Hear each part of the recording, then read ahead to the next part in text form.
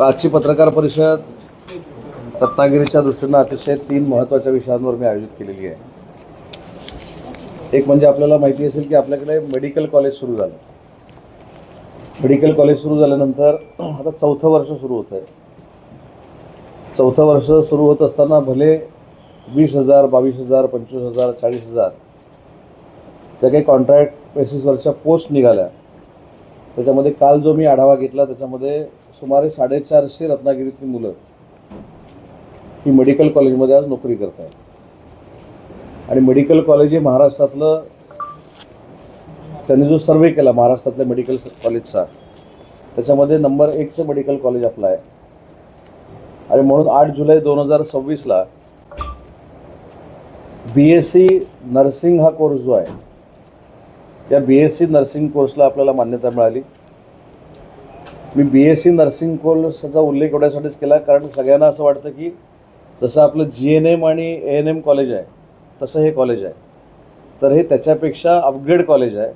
हे degree college आहे आणि ह्याच्यातनं ज्या सगळ्या नर्सेस तयार होतील त्या सगळ्याच्या सगळ्या मेडिकल कॉलेजमध्ये काम करणार आहे. तर 100 मुलांच्या त्या BSc नर्सिंगला आपल्याला परमिशन मिळाली. आयुर्वेदिक हॉस्पिटल आयुषला देखील आपल्याला 30 बेडच्या मंजुरी मिळालेली आहे. ते देखील आपण सुरू करतो आहे. आणि काल मी सिव्हिल हॉस्पिटल आणि मेडिकल कॉलेजचा आढावा घेतला. त्या आढाव्यातनं समाधानकारक जे बघायला मिळालं त्यातली पहिली गोष्ट म्हणजे पूर्वी 2 वर्षापूर्वी जे आपण सांगायचो की आपली OPD ही 300-350 आहे, आता आपली OPD इन अँड ॲव्हरेज 850पर्यंत गेलेली आहे. रविवारची फक्त ही OPD 130, 140, 150पर्यंत असते. परंतु ज्यावेळी पाऊस सुरू झाला त्या पहिल्या 2 दिवसातली आपली OPD 1100-1200 होती. त्याच्यामुळे सिव्हिल हॉस्पिटलवरचा विश्वास हा ग्रामीण भागातल्या जनतेचा प्रचंड पद्धतीनं वाढलेला आहे.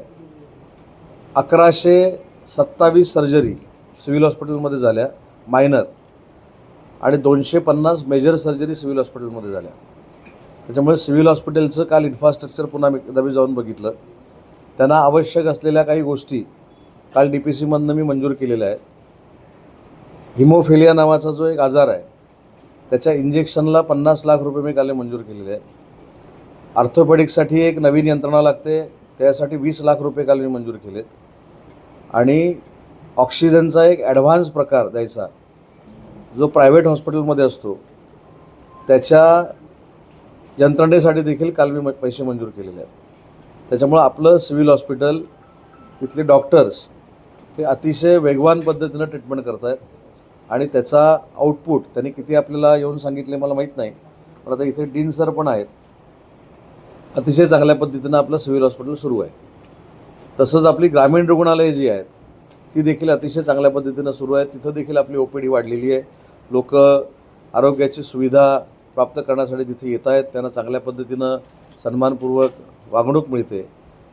पण काल अजून एक महत्त्वाचा निर्णय सिव्हिल हॉस्पिटलला मी पालकमंत्री म्हणून घेतला आहे की जिथं महिलांचे वॉर्ड आहेत त्या महिलांच्या वॉर्डमधला पुरुषांचा जो वावर आहे हा महिला पेशंटच्या परवानगीशिवाय करू नये अशा पद्धतीची SOP तयार करण्याचा निर्णय मी काल बैठकीमध्ये घेतला आहे.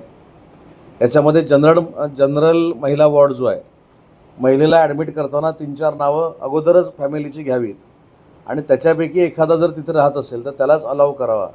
कारण मध्ये 15-20 दिवसामध्ये जे काही वातावरण तयार झालं होतं की महिलांच्या वॉर्डमध्ये काही लोक जातात, तिथं महिलांना त्रास होतो.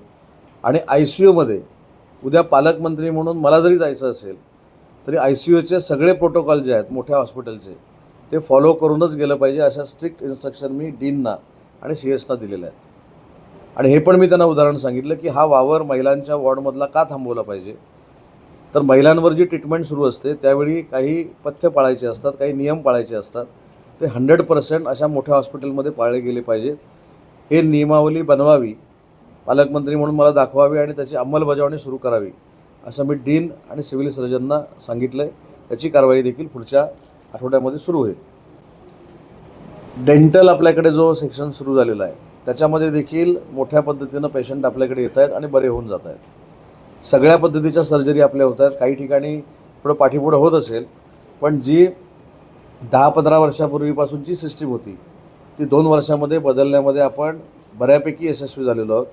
मेडिकल कॉलेजच्या इमारतीसाठी 693 कोटी रुपये सरकारनं जायकामधनं मंजूर केलेले आहेत. त्याचं देखील आता थोड्या दिवसामध्ये काम सुरू होईल. त्याच्यामुळे मेडिकलच्या संदर्भामध्ये आपल्याला ही सगळी माहिती पाहिजे म्हणून आज खरं मी आपल्याला बोलवलं होतं.